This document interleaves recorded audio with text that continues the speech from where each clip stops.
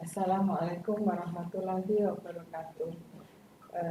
Para mahasiswa, hari ini saya ada di sini untuk mengantarkan kuliah dari satu bagian hukum jaminan, yaitu hak tanggungan atas tanah beserta benda-benda yang berkaitan dengan tanah. Sebelum kita mulai kuliah ini, mari kita bersama membukanya dengan ucapan basmalah. Bismillahirrahmanirrahim. Ada dua hal yang akan saya bicarakan adalah pertama, dasar hukum hak tanggungan, dua, pengertian hak tanggungan, tiga, hutang yang dijamin dengan hak tanggungan, empat, objek hak tanggungan, lima, tingkatan hak tanggungan, enam, subjek hak tanggungan, dan tata cara pemberian, pendaftaran, peralihan, dan hapusnya hak tanggungan itu yang terakhir. Kita mulai sekarang dengan yang pertama, dasar hukum hak tanggungan. Dasar hukum hak tanggungan adalah pada Undang-Undang Nomor 4 Tahun 1996 tentang hak tanggungan atas tanah beserta benda-benda yang berkaitan dengan tanah atau disingkat UUHT. Pengertian hak tanggungan. Hak tanggungan adalah hak jaminan yang dibebankan pada hak atas tanah sebagaimana dimaksudkan dalam Undang-Undang Nomor 5 Tahun 1960 tentang Peraturan Dasar Pokok-Pokok Agraria atau biasa kita sebut UPA. Berikut atau tidak berikut benda-benda lain yang merupakan satu kesatuan dengan tanah itu untuk pelunasan hutang tertentu yang memberikan kedudukan diutamakan kepada kreditur tertentu terhadap kreditur-kreditur lain. Jadi saya boleh memberikan sedikit keterangan di sini. Hak tanggungan adalah hak jaminan atas tanah. Yang dimaksud dengan hak atas tanah adalah hak atas tanah yang sudah diatur di dalam Undang-Undang Nomor 5 Tahun 1960 atau Undang-Undang Pokok Agraria. Jaminan itu bisa tanah saja, tapi bisa juga tanah berikut benda-benda lain yang merupakan satu kesatuan dengan tanah itu. Nah, jaminan itu digunakan untuk pelunasan hutang tertentu dan kedudukan dari pemegang hak tanggungan adalah kreditur yang lebih diutamakan daripada kreditur lain atau merupakan kreditur preferen. Hutang yang dijamin dengan hak tanggungan. Hutang yang dijamin dengan hak tanggungan ada tiga macam. Hutang yang telah ada pada saat perjanjian hak tanggungan, pemberian hak tanggungan itu dibentuk. Kemudian hutang yang telah dijanjikan dengan jumlah tertentu. Jadi hutang yang sudah diberikan plafon kreditnya, tapi mengambilnya sedikit demi sedikit sesuai dengan kebutuhannya. Dan yang tiga, jumlah yang pada saat permohonan eksekusi hak tanggungan diajukan dapat ditentukan. Objek hak tanggungan, saya katakan tadi, objek hak tanggungan itu bisa hak atas tanah yang sudah diatur dalam UUPA berupa hak milik, hak guna usaha atau HGU, dan hak guna bangunan atau HGB. Kemudian hak pakai atas tanah negara yang wajib didaftar dan menurut sifatnya dapat dipindahtangankan. Hak guna bangunan itu bisa diberikan atas tanah negara, bisa juga diberikan atas tanah hak milik, bisa juga diberikan atas tanah hak pengelolaan.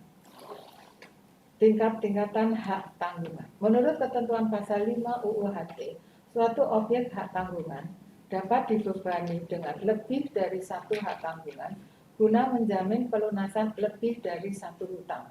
Nah, oleh karena itu maka kita kenal apa yang disebut tingkatan-tingkatan hak tanggungan. Ada hak tanggungan tingkat pertama, kedua, ketiga, dan seterusnya.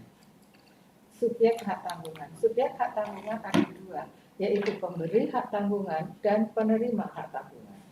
Pemberi hak tanggungan adalah perorangan atau badan hukum yang mempunyai kewenangan untuk melakukan perbuatan hukum terhadap objek hak tanggungan.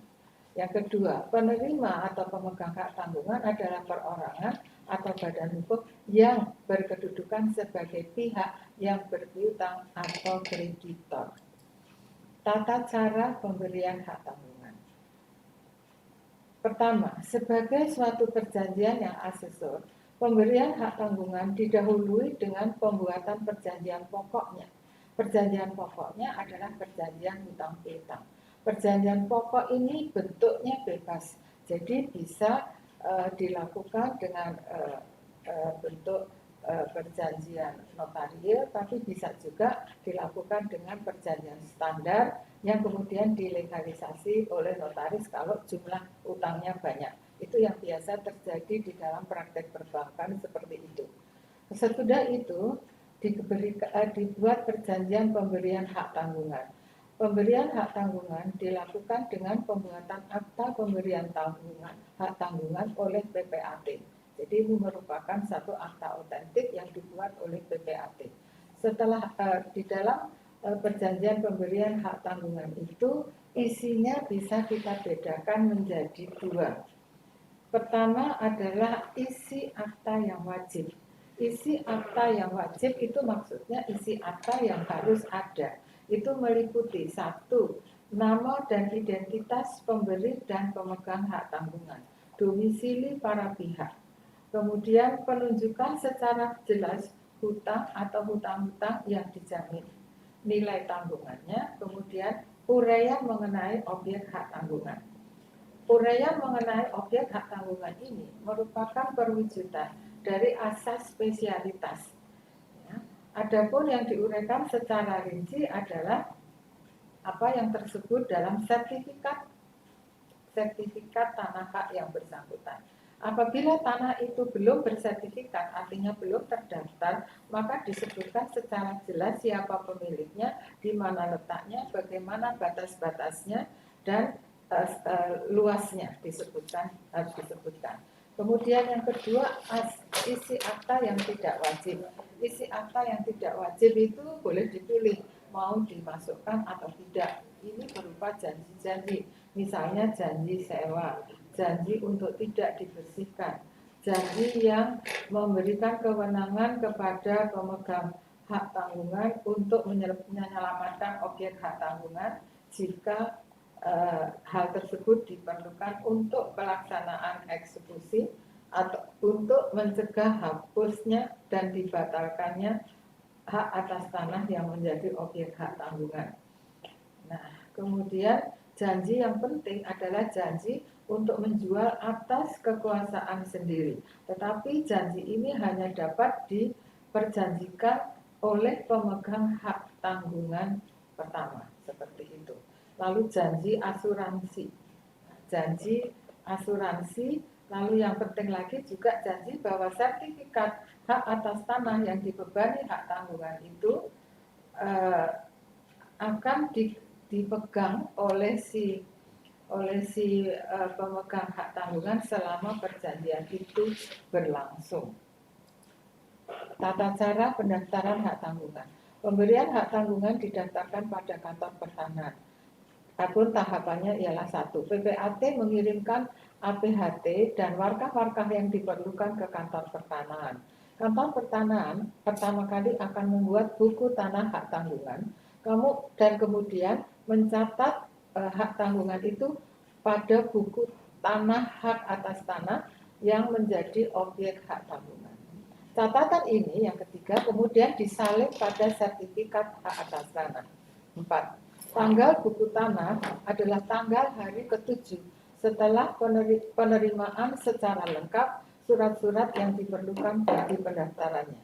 5. Hak tanggungan lahir pada hari tanggal buku tanah hak tanggungan tersebut. 6. Sebagai tanda bukti adanya hak tanggungan, diterbitkanlah sertifikat hak tanggungan. Sertifikat hak tanggungan sebetulnya adalah merupakan salinan dari buku tanah hak tanggungan yang di atasnya terdapat titel eksekutorial. Yang ke-7, sertifikat hak tanggungan diserahkan kepada pemegang hak tanggungan. 8. Sertifikat hak atas tanah yang telah dibubui catatan pembebanan hak tanggungan dikembalikan kepada pemegang hak atas tanah kecuali diperjanjikan lain, karena sebab di dalam akta pemberian jaminannya tadi dikatakan bisa diperjanjikan bahwa selama perjanjian itu berlangsung sertifikat hak atas tanah tetap ada di dalam penyimpanan dari pemegang hak tanggungan. Peralihan piutang yang dijamin dengan hak tanggungan. piutang yang dijamin dengan hak tanggungan dapat beralih kepada pihak lain. Peralihan itu terjadi karena asesi, yaitu karena hak tagihnya dijual kepada orang lain, oleh karena itu harus diserahkan, dan cara penyerahannya dengan sesi. Kemudian B, subrogasi, kalau ada pihak ketiga yang membayar hutang-hutang debitur, maka terjadilah subrogasi atau penggantian hak dari kreditor lama kepada kreditor baru. Yang ketiga, karena terjadinya pewarisan. Kalau ada seseorang yang meninggal dunia, maka hak warisnya akan jatuh kepada para ahli warisnya, termasuk juga hak tanggungan yang merupakan bagian dari harta peninggalan itu. D, karena sebab-sebab lain. Sebab-sebab lain itu misalnya kalau ada penggabungan perusahaan atau peleburan perusahaan. Hapusnya hak tanggungan. Hak tanggungan dapat hapus karena 4 hal. 1. Hapusnya hutang yang dijamin dengan hak tanggungan tersebut. Hak tanggungan bersifat asesor, kalau perjanjian pokoknya hapus, maka hak tanggungannya juga hapus. 2. Dilepaskannya hak tanggungan oleh pemegang hak tanggungan. 3. Pembersihan hak tanggungan berdasarkan penetapan peringkat oleh Ketua Pengadilan Negeri. Ini kalau hak tanggungannya lebih dari 1, jadi ada peringkatnya. Kemudian yang keempat, hapusnya hak atas tanah yang dibebani hak tanggungan. Demikianlah secara singkat ketentuan-ketentuan yang berkenaan dengan hak tanggungan atas tanah. Terima kasih untuk perhatian saudara, kurang lebihnya saya mohon maaf. Wassalamualaikum warahmatullahi wabarakatuh.